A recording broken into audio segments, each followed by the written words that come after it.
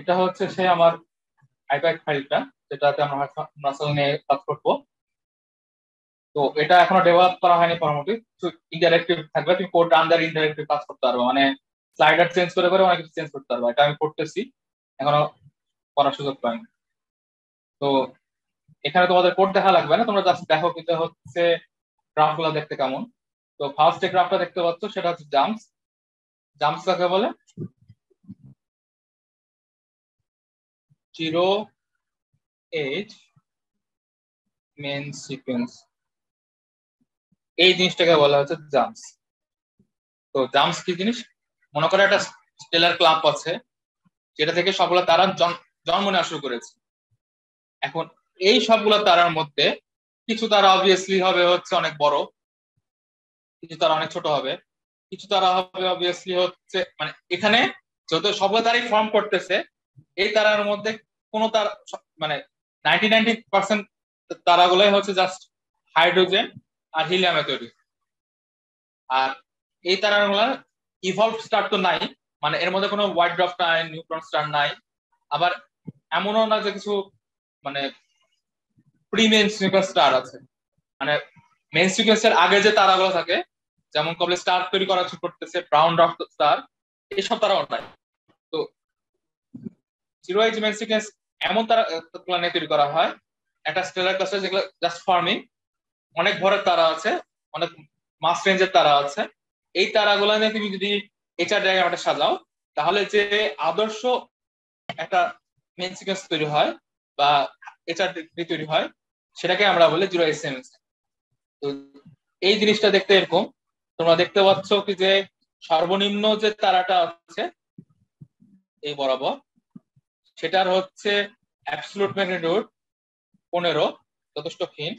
আর সর্বোচ্চ হচ্ছে 5-এর দিকে অ্যাবসলিউট ম্যাগনিটিউড। -5, -5 মানে কিন্তু যথেষ্ট, মানে আমাদের সূর্য কিন্তু হচ্ছে ক্লাস 4 পয়েন্ট সামথিং, মানে আমাদের সূর্য এই জায়গাতে, এই জায়গাতে সূর্য আমাদের। তো বুঝতে পারছো কি যে সূর্য হচ্ছে মেইন সিকোয়েন্সে এখনো আছে এবং পজিশনটা মোটামুটি এই জায়গাতে। এই জিনিসটা তোমাদের গ্রাফ দেখে মনে রাখতে হবে কি যে মানে লিমিটটা কত। আবার দেখতে পাচ্ছ কি যে এর পাশে কালার ইন্ডেক্স। কালার ইন্ডেক্স কি এখনো যদি না জানো তাহলে আমি বলবো যে কালার ইন্ডেক্স এর ভিডিওটা দেখো, ওটাই তোমাদের মাহমুদুল ভাইয়ের করা। এই জিনিসটা হচ্ছে colour index. Colour index range কেমন? মাইনাস থেকে মাইনাস মনে করো 0.5 থেকে 2 এই পর্যন্ত। তো ইন জেনারেল যতগুলা স্টার আছে তাদের কালার ইন্ডেক্স এটার মধ্যে রেঞ্জ করে। হ্যাঁ, আর এখানে তুমি যদি বলো যে সূর্য যদি এই পজিশনে হয়, তো সূর্যের কালার ইন্ডেক্স মনে হয় কত এই জায়গাতেই, আমার যতটুকু মনে হয়, আন্দাজে বললাম, এখন দেখে বলতে হবে ভ্যালুটা কত। এটা ছিল জাম্পস। জাম্পস কেন আমরা ইউজ করি? জাম্পস থেকে একটা আদর্শ হওয়ার কারণে এটার সাথে যদি আমি তুলনা করি কোনো অন্য ক্লাস্টারকে, তাহলে বলতে পারবো কি যে ক্লাস্টারটা কতখানি ইভলভ হয়েছে। মানে তার ওই এটা মনে করো একটা আদর্শ ক্লাস, এই জিনিসটা এক্সিস্ট করা সম্ভব না, কিন্তু ক্লোজলি কিছু জিনিসপত্র পাওয়া যায়। যেমন হেডিস ক্লাস্টার বলে একটা জিনিস আছে আকাশে, এটা অনেকটাই জাম্পসের মতো, কিন্তু আদর্শ জাম্পস তো কিছু পাওয়া সম্ভবই না, কারণ সবগুলো তারা তো আর এমন কোন তারা দেখা সম্ভবই না এখন আকাশে যে সবগুলো তারাই হচ্ছে তোমার একবারে মেন সিকোয়েন্সে আছে। একটু তো ডাইভার্ট হবেই, কারণ আমাদের মহাবিশ্ব প্রতিনিয়ত ইভলভ হচ্ছে, টাইম চেঞ্জ হচ্ছে, টাইমের সাথে সাথে তারাগুলোর বিবর্তন চেঞ্জ হচ্ছে। মানে তারাগুলো মনে করো এই লাইন থেকে সরে অন্য যাত্রা চলে যাচ্ছে, তো সরে অন্য কিভাবে চলে যাবে, এই জিনিসটাকে আমরা এভলিউশনের মাধ্যমে দেখাই, স্টেলার এভলিউশনের মাধ্যমে দেখাই। আর স্টেলার এভলিউশন হলে জাম্পস থেকে জিনিসপত্রগুলো সরে সরে যাবে আর কি।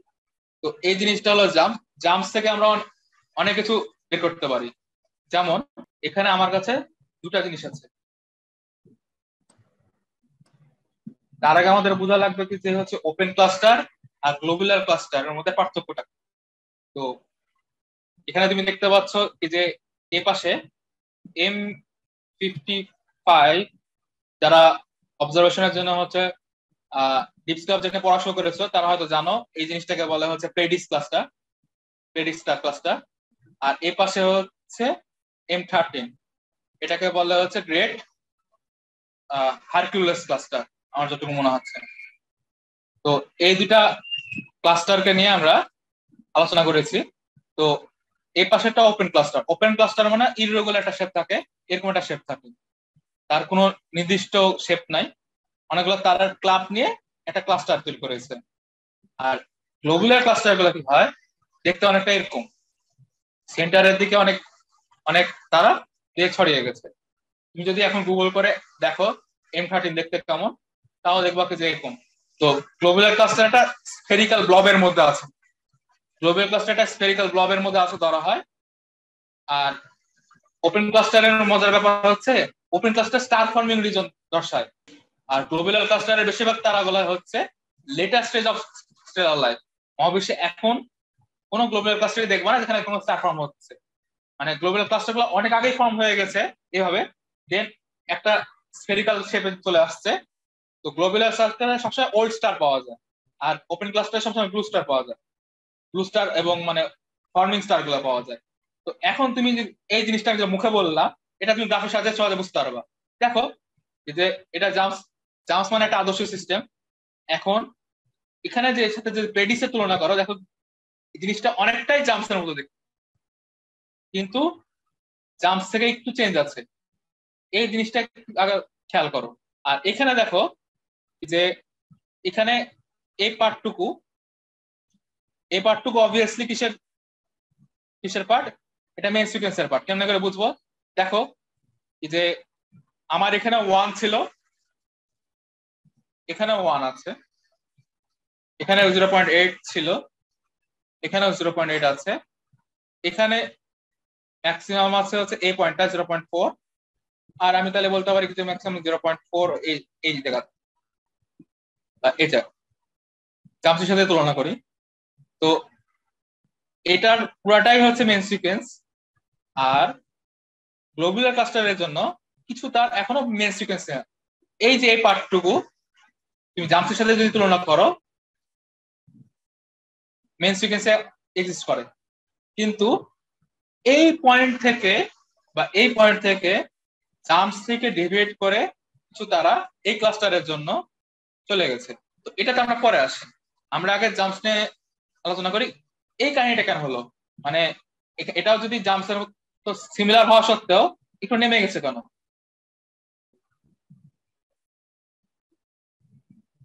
এখন আমরা যে জিনিসটা জানার চেষ্টা করব, এটাকেই বলে হচ্ছে মেন সিকোয়েন্স ফিটিং।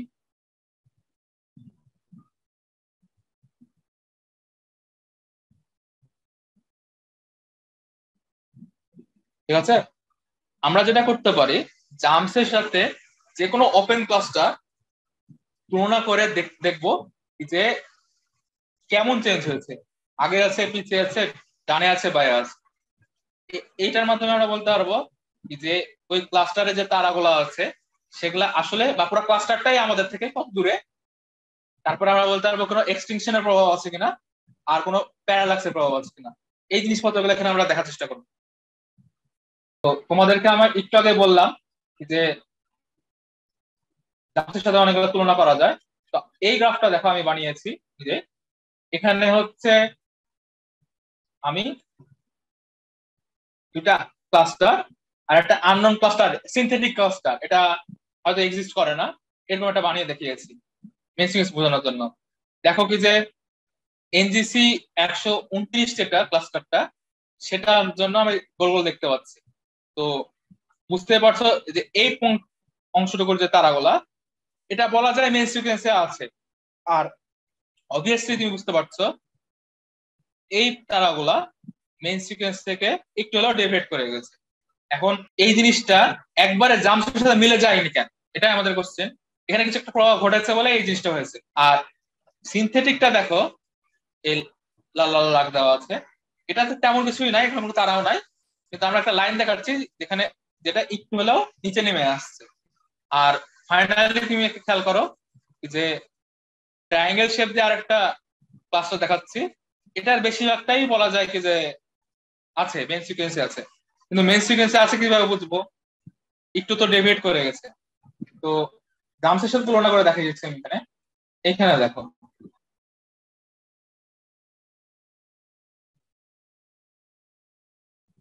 তো একটা সুবিধা দেখাই এই গ্রাফে।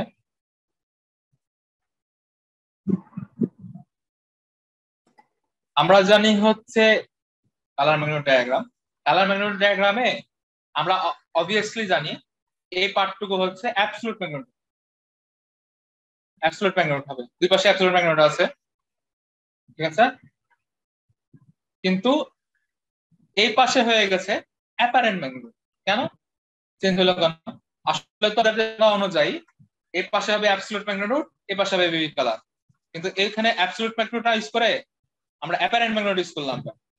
এখানে যে রিজনিংটা আছে সেটা হচ্ছে এই পার্টটুকু দেখো, যদি গ্লোবুলার ক্লাস্টারের সবগুলাই তারা একই জায়গাতে থাকে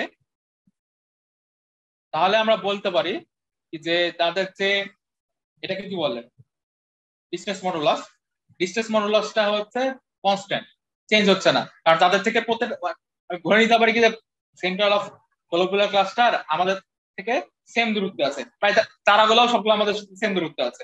এই ক্ষেত্রে এই জিনিসটা কনস্ট্যান্ট হয়ে যায়, অ্যাপারেন্ট ম্যাগনেট আর অ্যাবসলিউট ম্যাগনেটের যে পার্থক্য সেটা কনস্ট্যান্ট হয়ে যায়। এখন আমি যদি ওয়াই অ্যাক্সিসে অ্যাপারেন্ট ম্যাগনেট নিই আর অ্যাবসলিউট ম্যাগনেট নিই, আমার আসবে না, কারণ এই দুটো চেঞ্জ সবসময় যদি কনস্ট্যান্ট হয় তার মানে আমি অ্যাবসলিউট ম্যাগনেট যদি কোনো চেঞ্জ করি অ্যাপারেন্ট ম্যাগনেটেরও সেম চেঞ্জ হবে, অ্যাপারেন্ট ম্যাগনেটের যে চেঞ্জ করি অ্যাবসলিউট ম্যাগনেটেরও সেম চেঞ্জ হবে। এই জন্য গ্লোবুলার ক্লাস্টারের ক্ষেত্রে যেটা করা হয় সেটা হচ্ছে এই পাশে এত কষ্ট করে অ্যাবসলিউট ম্যাগনেট না নিয়ে অ্যাপারেন্ট ম্যাগনেটে রেখে দেওয়া যায়, কারণ যে চেঞ্জটা হবে সেটা অ্যাবসলিউট ম্যাগনেটও সেম, অ্যাপারেন্ট ম্যাগনেটও সেম। একটু হইলো। এখন এটা থেকে তুমি বুঝতে পারছো তো এই গ্লোবুলার ক্লাস্টারের জন্য এই জিনিসটা করা যায় কি যে হচ্ছে অ্যাবসলুট আর অ্যাপারেন্ট ম্যাগনেট একই জিনিস, কিন্তু এই জিনিসটা আমরা কিন্তু ওপেন ক্লাস্টারের ক্ষেত্রে বলতে পারি না। ওপেন ক্লাস্টারের একটা তারা হইতে পারে মনে করো এখানে, একটা তারা হইতে পারে এখানে, আরো তারা মনে করো ছড়িয়ে আছে। এটা তো আর সেম দৃশ্য নেই, এখানে একটা তারা থাকলে এখানে একটা তারা আছে, এদের কোনো মানে সেন্টার অফ মাস নাই বলা যায়। কিন্তু গ্লোবুলার ক্লাস্টারের সেন্টার অফ মাস বলে একটা জিনিস ছিল। তো এই জন্য তোমাকে আলাদাভাবে তোমাকে অ্যাবসলিউট ম্যাগনেটও মাপা লাগবে, অ্যাপারেন্ট ম্যাগনেটও মাপা লাগবে। এই জন্য সবসময় এখানে ওপেন ক্লাস্টারে সবসময় অ্যাবসলিউট ম্যাগনেট দেখা হয়। আর জাম্পসের সাথে, জাম্পসের জন্য আমরা জানি কি জাম্পসের ডিসটেন্স হচ্ছে কত 10 পিসি, তাই না? অ্যাবসলিউট ম্যাগনেট নিয়েছি মানে কি সব তারাকে কত দূরে রাখছি 10 পিসি, তাহলে জাম্পসের যতগুলো তারা আছে যে মাস রেঞ্জেরই হোক না কেন সবগুলো 10 পিসি দূরে আছে। আর ওটার সাথে আমরা যদি একটা ক্লাস্টারে তুলনা করি যেটা হচ্ছে একই রকম, এখন আমরা যদি এটার ওয়াইড চেঞ্জটা দেখি, ওয়াইড চেঞ্জ থেকে আমরা বের করতে আনবো সেটা কি জাম্পসের 10 পিসের তুলনায় যে ক্লাস্টারটা আমরা আলোচনা করতেছি সেই ক্লাস্টারটা কত দূরে। এইভাবে আমরা যে কোনো একটা ক্লাস্টারের ডিসটেন্স বের করে ফেলতে পারবো। একটা ক্লাস্টারের সাপেক্ষে আর একটা ক্লাস্টার, আমি সাপোজ কি যেখানে জাম্পস নিলাম না, জাম্পস না নিয়ে এই জায়গাটা নিলাম হচ্ছে একটা ক্লাস্টার, যে ক্লাস্টারের ডিসটেন্স আমি জানি ওরা D1, তাহলে ওই ক্লাস্টারের সাথে আরেকটা ক্লাস্টার যদি তুলনা করি তাহলে এই ভার্টিক্যাল চেঞ্জটা থেকে ডেল ওয়াই থেকে বলে দিতে পারবো যে তার ডিসটেন্সটা কত। শুধু যে ভার্টিক্যাল চেঞ্জ হবে তা না, হরিজন্টাল চেঞ্জ হতে পারে। আগে আমরা ভার্টিক্যাল চেঞ্জটা বোঝার চেষ্টা করি। তো এখান থেকেই তুমি যদি হচ্ছে একই কালার ইন্ডেক্সের জন্য একটা তারা নাও, মনে করো এখানে 0.5 এর জন্য আমরা যতগুলো তারা আছে সেগুলোর ডিসটেন্স মাপার চেষ্টা করছি যে একে অপরের সাপেক্ষে কত দূরে। তো জাম্পসের উপরে যে তারাটা আছে সেটা তো আমরা জানি 10 পিসি দূরে আছে, তাহলে আমরা এখন বলতে পারবো 0.5 কালার ইন্ডেক্সের জন্য এই ট্রায়াঙ্গেলের শেপের যে তারাটা আছে সেটা হচ্ছে কোথায় কত দূরে আছে, আবার সার্কুলারের জন্য কত দূরে আছে, আর সিনথেটিকেরও কত দূরে আছে। এটা আমরা সহজে এখন ক্যালকুলেট করতে পারবো। এখন তোমাকে যদি বলে যে ইন্ডিভিজুয়াল একটা স্টার না, তোমার পুরাটাই বের করতে হবে, পুরার ক্লাস্টারটাই কত দূরে, তাহলে তোমাকে যেটা করতে হবে এখান থেকে একটা পয়েন্ট নিলা, দেন একটা মনে করো সিনথেটিক ক্লাস্টারটা কত দূরে সেটা বের করলা।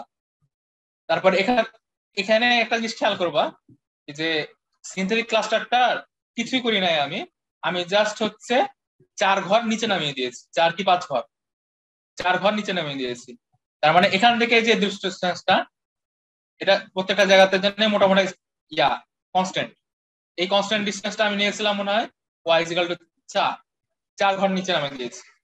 কিন্তু এটা তো সিনথেটিক জিনিস, অবভিয়াসলি অন্যান্য যে এটা দেখতে দেখতে পাচ্ছ, বিশেষ করে খেয়াল করো হচ্ছে ট্রায়াঙ্গেল ক্লাস্টারটা, বেশিরভাগ তারাগুলা কিন্তু ইয়ার থেকে আছে, মানে মেন সিকোয়েন্সে আছে বলা যায়, এটা বাঁকা লাইন করতেছে। কিন্তু সবগুলো তারাই কিন্তু হচ্ছে জাম্পস থেকে সেম ভার্টিক্যাল চেঞ্জে নাই। এই পয়েন্টটা যদি হচ্ছে ডেল্টা ওয়ান ওয়ান হয়, এটা কিন্তু আরো দূরে, ডেল্টা ওয়ান মনে করো 2, এরকম করে অনেকগুলো তারা তোমার ডাটা নিতে হবে, ডেল্টা 1 3। তো যেটা করবা তুমি আলটিমেটলি, যে এটা ডেটা অ্যানালাইসিস এর প্রবলেম বলা যায়, সবগুলা তারার এটা নেওয়া মানে কি, ভার্টিক্যাল চেঞ্জ, ভার্টিক্যাল চেঞ্জ নেওয়া মানে হচ্ছে বলা যায় কি যে তোমার ডিসটেন্স মডুলাস মাপতেছো, ডিসটেন্স এখানে দেখো করে দেখো।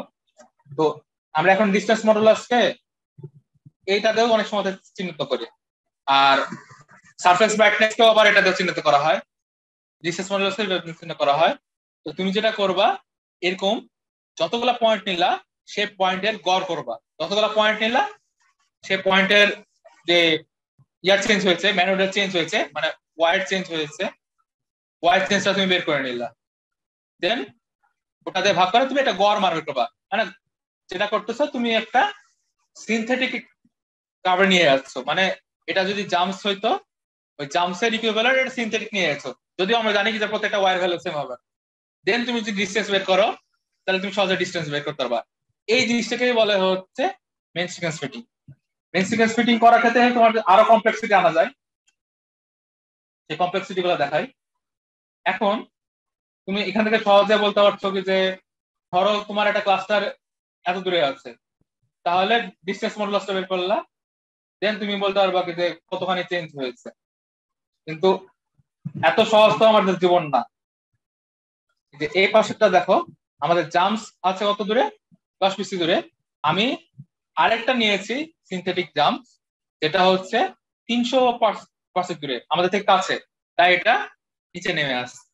এটা তো খুবই সহজ। কিন্তু এখানে একটা কিসে চেঞ্জ হয়েছে, জাস্ট ওয়াইড চেঞ্জ হয়েছে।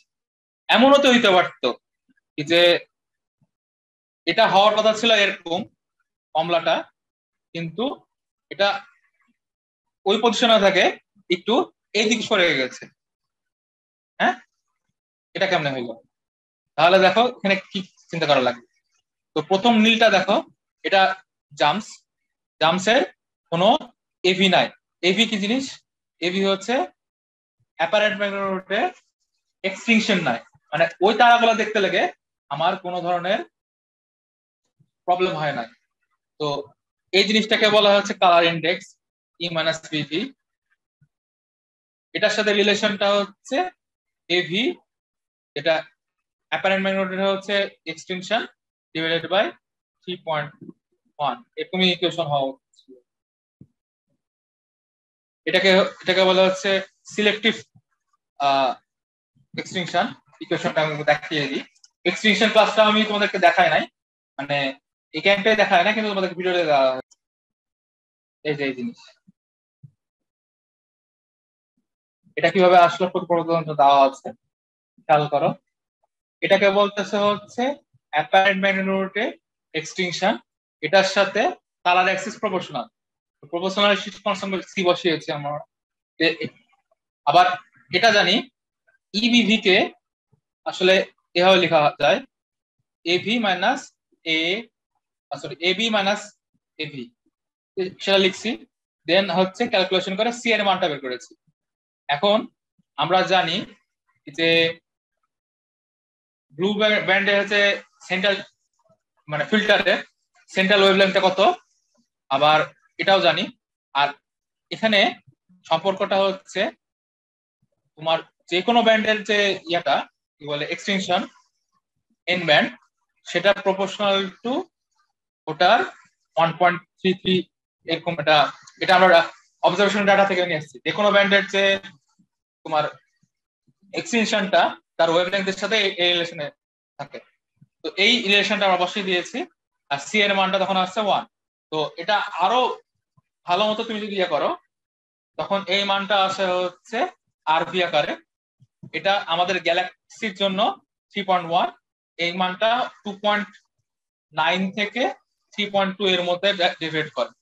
এই যে আরভি এর মানটা, এই ইকুয়েশনটা খুব ইম্পর্টেন্ট, সিলেক্টিভ এক্সটেনশনের ইকুয়েশনটা। তো এই মানটা তো বললাম 3.1 থেকে 0.2 প্লাস মাইনাস, এটাকে বলে সিলেক্টিভ এক্সটেনশন। তার মানে বুঝাচ্ছি যে অ্যাপারেন্ট ব্যান্ড সাপেক্ষে, অ্যাপারেন্ট ভিজুয়াল ব্যান্ডের এক্সটেনশন সাপেক্ষে কালার এক্সেসটা কেমন ডিভাইড করতেছে, এই জিনিসটা থেকেই আমরা ইউজ করব। তো যদি অবভিয়াসলি তো জাম্পসের সাথে আমাদের কোনো যে ক্লাস্টার আছে সে ক্লাস্টার তো মিলবে না, তাই কি হবে, জাম্পসের সাথে তার প্রথমে ক্লাস্টারটা ডেল্টা ওয়াই বরাবর একটা চেঞ্জ হবে। ডেল্টা ওয়াই বরাবর একটা চেঞ্জ হওয়ার পরে যখন এক্সটিংশন হবে, সে এক্সটিংশনের কারণে পুরো জিনিসটা আমাদের থেকে আরেকটু নিচে আসবে, আবার একটু ডানে বা বামে শিফট করবে। তো আরেকটু নিচে নামবে কতখানি, এতখানি নিচে নামে আসবে, সেটা ডেল্টা ওয়াই ড্যাশ, আর এক্স বরাবর, এক্স অক্ষ বরাবর হাতের ডানে দিকে সরে যাবে। দেন ফাইনালি তোমার যে অবজার্ভ স্টার ক্লাস্টারটা হবে সেটা দেখতে, সেটা তুমি যদি এইচআর ডায়াগ্রামে বসাও জাম্প সাপেক্ষে এই জায়গাতে হবে, ঠিক আছে। তো এটা কিভাবে চেঞ্জ হইলো, ইভিভি থেকে বের করতে পারবা যে তোমার এখানে দেখো, প্রথমে তোমার ক্লাস্টারটা তোমার যদি ধরো কি যে হচ্ছে ডিস্টেন্স মডুলাস থেকে বের করলে আগে যে হচ্ছে 7.5 পরিমাণ নেমে আসছে, যদি ক্লাস্টারটা 10 পিসি থেকে না হয় 300 পিসিতে চলে যায়, এতখানি নিচে নেমে আসবে। দেন তুমি হচ্ছে বলে দিলা যে এভির পরিমাণটা প্রতি কিলো পার সেকে 1 মিনিট কমে আসে, তাহলে তুমি 3 কিলো পার সেকেন্ড যদি ধরো, তাহলে কতখানি চেঞ্জ হবে, এখানে 3 কিলো পিসে না, মনে হয় আর এই ডিস্টেন্স। আচ্ছা, তো প্রথমে আমরা 3 কিলো পিসে থামাইছি, এখানে একটা ভুল করছি, এটা ঠিক করা লাগবে, এখানে 3 কিলো পার সেকেন্ড করা লাগবে। যাই হোক, তো 3 কিলো পার সেকেন্ডের জন্য কি হবে, যদি 1 পার সেকেন্ডের জন্য হচ্ছে 1 মিনিট কমে, তাহলে 3 কিলো পার সেকেন্ড কত হবে, তাহলে 3 হবে। এখন এখান থেকে তুমি যেটা বের করতে পারবা, ইভি এর মানটা কত হচ্ছে সেটা বের করতে পারবা। তো যেহেতু আমরা জেনে নিচ্ছি যে প্রতি কিলো পার সেকেন্ডের জন্য কি পরিমাণ ম্যানোডোট বেড়ে যাচ্ছে, প্রত্যেকটা তারই ম্যানোড বেড়ে যাবে, তার মানে এই জিনিসটা কি আরো নিচের দিকে যাবে, এই জন্য এই চেঞ্জটা হয়েছে। আর এক্সটিংশনের জন্য ও এক ঘর, আর কি সরি এক ঘর, এখানে মার্ক করে দেখতে পাচ্ছ কি যে হচ্ছে বিভি বরাবর ইভিভি এর চেঞ্জটাই তো হচ্ছে, এটা মানে কি ইবিভি, এটা সংজ্ঞা হচ্ছে বি মাইনাস ভি, এটা হচ্ছে intrinsic minus B minus V observe. তো এই জিনিসটা কি আসলে ডেল বিভি ও দেখা যায়। তো এই জিনিসটা আমরা মাপলাম কত, 1, 1 ঘর সরে আসছে এক্স বরাবর, আর এদিকে যদি বিভি হয় তাহলে আমরা ডেল বিভি মাপতেছি, তো এটা এক্স অক্ষ বরাবর ঘুরে আসছে। এই হলো আমাদের মেইন সিকোয়েন্স ফিটিং এবং অ্যাপারেন্ট পজিশন অফ একটা ওপেন ক্লাস্টার আর ওটার সাথে জাম্পসের তুলনা। এই পর্যন্ত আমরা মেইন সিকোয়েন্স ফিটিং বুঝলাম। এবার আমরা যাব হচ্ছে আইসোক্রন বলে একটা জিনিস আছে। তো আমরা তো ওপেন ক্লাস্টার নিয়ে অনেক আলোচনা করলাম, এখন আমরা একটু গ্লোবাল ক্লাস্টার নিয়ে আলোচনা করব। আচ্ছা, এবার আইসোক্রন বলে একটা জিনিস আছে, যে এখানে আচ্ছা এই জিনিসটা খেয়াল করো। তো বিভিন্ন ঘরের তারাগুলা তাদের জীবনকালে তাদের বয়স অনুযায়ী কেমন করে মেইন সিকোয়েন্স থেকে কতখানি ডিভাইড করে যায়, সেটাই হচ্ছে আমরা প্লট করি হচ্ছে আইসোক্রন প্লটের মধ্যে। এটা একটা এইচআর ডায়াগ্রাম, এই পাশে দেখতে পাচ্ছ যে একটা টেম্পারেচার আছে, এই পাশে আছে লগে। তো আমরা আইসোক্রনতে বোঝাই যে কোন ক্লাস্টারের বয়স যদি যেমন হচ্ছে, মনে করো কোন ক্লাস্টারের বয়স 10 মিলিয়ন বছর, সে 10 মিলিয়ন বছরের ক্লাস্টারটা কি হবে আমরা ব্লু লাইনে দেখাচ্ছি। তার বেশিরভাগ তারাগুলাই কি আছে, বেশিরভাগ তারাগুলাই হচ্ছে মেন সিকোয়েন্সে থাকবে আর মেন সিকোয়েন্সে দীর্ঘকাল থাকবে। দেখো এই লাইনটা হচ্ছে সে মেন সিকোয়েন্স, এবং হঠাৎ করে সে ডিভাইড করে এখানে চলে আসবে। টেম্পারেচার কি কেলভিনে মাপছেন? অবভিয়াসলি এখানে হচ্ছে কেলভিনে মাপার পর 10⁻³ ছিল, 10⁻³ ছিল, এটা গ্রাফে দেখা না। আমাকে একটু কোড চেক করা লাগবে যে লগ নেওয়া হয়েছিল মনে হয়। ও আচ্ছা, লগ টেম্পারেচার নেওয়া হয়, তো গ্রাফে লগ নেওয়া লাগবে। লগ টেম্পারেচার লিখছি না এখানে? হ্যাঁ, লগ টেম্পারেচার নিয়েছি, টেম্পারেচারের লগারিদম, এই জন্য এরকম মান ক্লাস। একই বয়সের কাজটা তার লাইফ সাইকেলটা কিভাবে ঘটায় সেটা হচ্ছে দেখাচ্ছে এটার মাধ্যমে। মানে এখানে সব আইসোটোন মানে বোঝাচ্ছে যে একই বয়সের তারাগুলার কিরকম অবস্থায় আছে একটা ক্লাস্টার। তো দেখতে পাচ্ছ কি যে 10 মিলিয়ন বছরের যে ইয়াগুলো আছে লাইফের বেশিরভাগই সেভেন সিকোয়েন্সে ঘটায়। তো যখনই 10 মিলিয়ন বছরের খুব কাছাকাছি হয়ে যায়, হ্যাঁ, টাইম অনুযায়ী চেঞ্জ হয়। তো মনে করো হচ্ছে এই দিকে আসে, তখনই সে ডাইভার্ট করে হঠাৎ করে এদিক চলে যায়। আবার যার বয়স সবচেয়ে বেশি সে খুব কম টাইমেই হচ্ছে মেন সিকোয়েন্সে থাকে, সে মেন সিকোয়েন্স থেকে খুব তাড়াতাড়ি ডাইভার্ট করে যায়, দিয়ে হচ্ছে এরকম একটা ফলো করে। তো আইসোটোন দেখতে পাচ্ছ যে পয়েন্টটাতে মেন সিকোয়েন্সটা ডাইভার্ট করে হরাইজন্টাল একটা লাইন তৈরি করে, এটাতে চলে যায়, এটাকে আমরা বলি হচ্ছে turn off point. Turn off point, turn off point মানে কি, তার হাইড্রোজেনের যে জ্বালানিটা ছিল সেটা শেষ হয়ে গেছে, হাইড্রোজেনের জ্বালানি ততদিন থাকছিল, ততদিন সে মেইন সিকোয়েন্সে ছিল। তো হাইড্রোজেনের জ্বালানি যেমনি শেষ হয়ে গেছে, সেখান থেকে সে হিলিয়াম পোড়ানো শুরু করেছে। এই যতদিন হিলিয়ামটা পোড়ায় তারা তখন এই একটু হরিজন্টাল লাইনে থাকে, এটাকে বলে হরিজন্টাল ব্রাঞ্চ। আর হরিজন্টাল ব্রাঞ্চ যখন চেঞ্জ হয়ে যায় তখন যে এটাকে বলে হরিজন্টাল লাইন, এটাকে বলে হচ্ছে মেইন সিকোয়েন্স বলে। আর এটা হচ্ছে তোমার আরো একটা তিনি বলে, আচ্ছা এই মুহূর্তে মনে নাই, মানে হরিজন্টাল ব্রাঞ্চের পরেও তারা দেখা যায় যে আরেকবার হরিজন্টাল সিস্টেমে আসে। এই যে তারাগুলো দেখতেছো যে দ্বিতীয়বারে হরিজন্টাল সিস্টেমে আসে, সেগুলো হচ্ছে তোমার ভ্যারিয়েবল স্টার হয়। আর তারপরে তারা হচ্ছে তার লাইফের অধিক সময় এই রিজনে ঘটায়, এই রিজনে ঘটায়। তো বুঝতে পারছো যে এই রিজনে যে ইয়াগুলা তারাগুলা সেটা টেম্পারেচার কম, এদিকে টেম্পারেচার কম যেহেতু।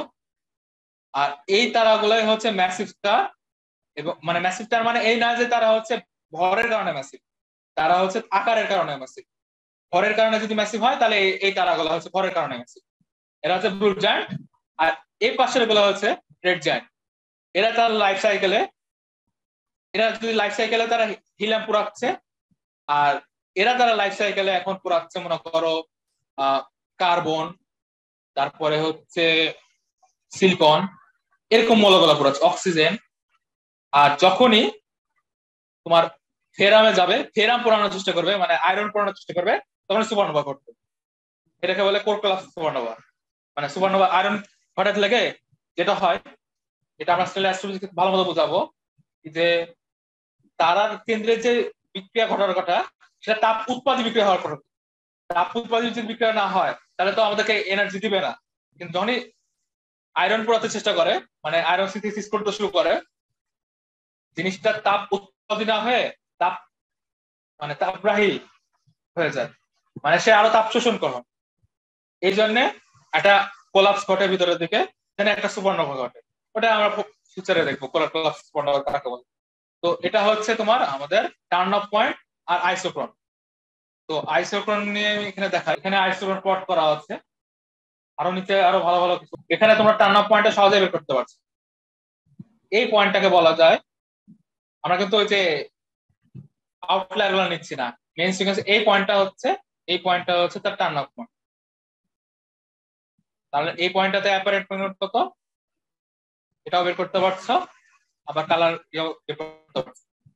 এখন তুমি এটাও বের করতে পারবা, যেটা এখনো দেখানো হয়নি তোমাদেরকে, সেটা হচ্ছে টার্ন অফ পয়েন্ট আগ পর্যন্ত এই যে পোর্শন আছে, এই পোর্শনে তারাগুলা মানে টার্ন অফ পয়েন্টের জন্য হচ্ছে তুমি প্রথমে বের করতে পারবে যে তারার বয়স কত হলে সে টার্ন অফ পয়েন্টে পৌঁছাবে, দেন হচ্ছে সে ডিভাইড করে এটা চলে যাবে।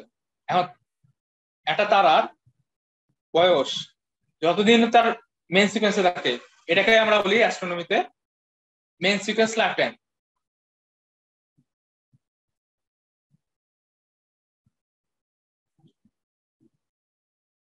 তো টার্ন অফ পয়েন্ট থেকে তুমি সহজেই বলতে পারবা যেটা যে মেইন সিকোয়েন্স টাইম লাইফ টাইমটা বের করতে পারবা। আর আরেকটা জিনিস যেটা আছে যেটাকে বলা হচ্ছে ইনিশিয়াল মাস ফাংশন।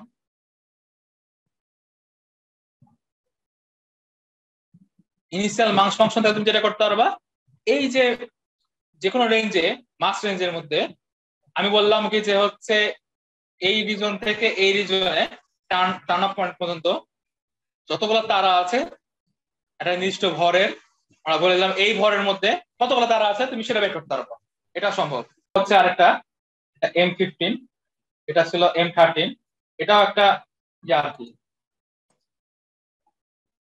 এটা একটা হচ্ছে এটা আচ্ছা আমি বলবো না এটা কি জিনিস, বলো এটা গ্লোবাল ক্লাস্টার না ওপেন ক্লাস্টার, সেটা এখানে দেখে কি মনে হয় এটা গ্লোবাল ক্লাস্টার না ইয়া ওপেন ক্লাস্টার? কোন একটি সার্চ দিও না M15 কি জিনিস, এমনি বলো।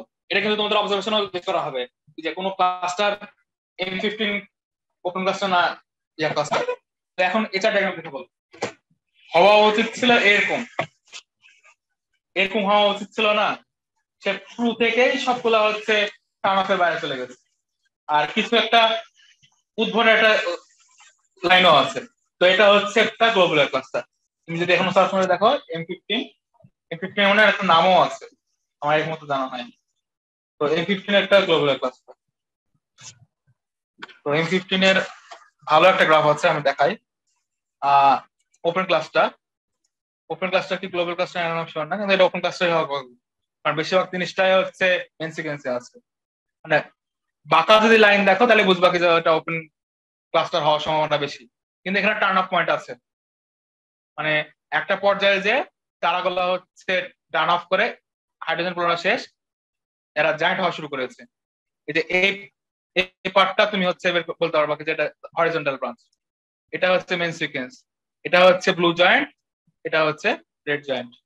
তারপরে এরকম আরেকটা ক্লাস্টারের সাথে হচ্ছে জামসের তুলনা করা হয়েছে। দেখো M67 যেটা একটু আগে দেখালাম, M67 সাথে মানে এক্সটিং, ও আচ্ছা এখানে যে প্রবলেমটা হয়েছিল এখানে কিন্তু এর আগে আমার বই যেটা দেখালাম গ্রাফতে, ওইটাতে কিন্তু এক্সটেনশনের প্রভাব ছিল। তুমি এক্সটেনশনের প্রভাব যদি হটায় দাও তাহলে কি হবে, লেডিস ক্লাস্টারটা আসলে উপরে উঠে যাবে। মানে আমি তোমাকে আগে বইটা দেখাই, এখানে কিন্তু আমি M45 এর অবজার্ভ ডাটাগুলো নিয়েছি। অবজার্ভ ডাটা কি আছে, অবজার্ভ ডাটাতে এক্সটিংশন আছে। তো এই জিনিসটা যে ডিস্টেন্সের জন্য হয়েছে তা না, এই পার্টটুকু শুধু এই ক্লাস্টারের জন্য, এই যে এই ডিফারেন্সটা হয়েছে তাদের ইয়ার জন্য খালি, এই বিলুপ্তির কারণে। তো বিলুপ্তি যদি না থাকতো তাহলে এটা এক্স্যাক্টলি ফিট করে যাইতো। তো এক্স্যাক্টলি যে ফিট করে গেছে সেটা এখানে দেখানো হচ্ছে। দেখো এটা আমি আরেকটা গ্রাফ, এটা দেখো একবারে জাম্পের সাথে মিলে মিলে গেছে, মানে প্লেডিস ক্লাস্টারটা। তো এটাও হইতে পারে। তো এটার সাথে আমরা দেখিয়েছি, দেখো এটাও বের করে রাখি। আর উপরে আবার যে 700 সেটা বের করে রাখি। এখন আমি পাশাপাশি দেখাবো, খেয়াল করো তাহলে দেখবো বুঝতে পারবো যে জাম্পস কে প্লট করলে কেমন হয়। এটা এভাবে আছে, এখন আমি এটার উপরে জাম্পস প্লট করে দিলাম। আবারও দেখো চেঞ্জটা দেখো, জাম্পস প্লট করে দিলাম। তার মানে বুঝতেই পারছো কি যে এটার একটা টার্ন অফ পয়েন্ট আছে। টার্ন অফ পয়েন্টটা কোথায়, 0.5 এর কাছাকাছি। এই জায়গাতে 0.5 থেকে 0.9 পর্যন্ত একটা হরিজন্টাল ব্রাঞ্চ আছে। তারপরে এগুলো হচ্ছে একটা অ্যাসিমপটিক জায়ান্ট ব্রাঞ্চ বলে এটাকে। এই পার্টটুকু হচ্ছে সেটা, যে এই পার্টটুকু এটা হচ্ছে হরিজন্টাল ব্রাঞ্চ, আর এটা হচ্ছে মেন সিকোয়েন্স।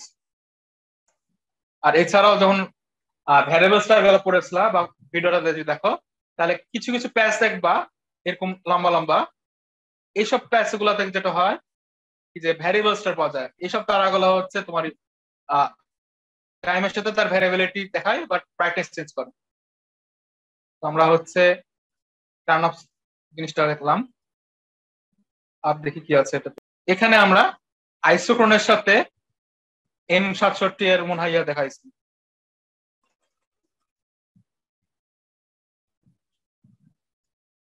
যে জাম্পস আছে, আইসোক্রোন আছে। আর জাম্পস ছাড়াও যদি হচ্ছে কোনো অন্যান্য ক্লাস্টার থাকতো ভরের উপর ডিপেন্ড করে, এজের উপরে ডিপেন্ড করে, তাহলে হচ্ছে তাদের আইসোক্রোন গুলো এরকম হতো। তো আমরা বুঝতে পারছি কি যে আমাদের যে আইসোক্রোনটা প্রপারলি ফিট করতেছে সেটা হচ্ছে মোটামুটি এটাকে বলে আইসোক্রোন ফিটিং। এর আগে আমরা যেটা শিখছি হচ্ছে মেন সিকোয়েন্স ফিটিং, এটাকে আমরা বলবো আইসোক্রোন ফিটিং, মানে কোন আইসোক্রোনকে ফলো করতেছে। তাহলে যদি আইসোক্রোন ফিটিং করি তাহলে দেখবো যে এই ক্লাস্টারটা এরকম একটা আইসোক্রোন ফলো করছে, যেটা ক্লোজলি যদি বলা যায় তাহলে যে এটার সাথে ফিট করে, এটার সাথে ফিট করে। এটা কোন কালার হচ্ছে মোটামুটি 10 মিলিয়ন, 9.8 কিংবা 10 মিলিয়ন বছর হচ্ছে আর কি। তো এটাকে বলে, এটাকে আমরা শিখলাম হচ্ছে মেন সিকোয়েন্স ফিটিং, এটাকে বলে আইসোক্রোন ফিটিং। আইসোক্রোন ফিটিং দিয়ে তুমি বয়স, মেটালিসিটি, এসব জিনিসপত্রকে বের করতে পারবা। দেখো এখানে তোমার আইসোক্রোন ফিটিং করে দেখানো হয়েছে কোন মডেলটা ফিট করতেছে। তারপরে এখানে তোমার চেষ্টা করা হয়েছে M13 কে আইসোক্রোন ফিটিং করে দেখানো, তো জাম্পসের সাথে তুলনা করে দেখা হয়েছে আর কি।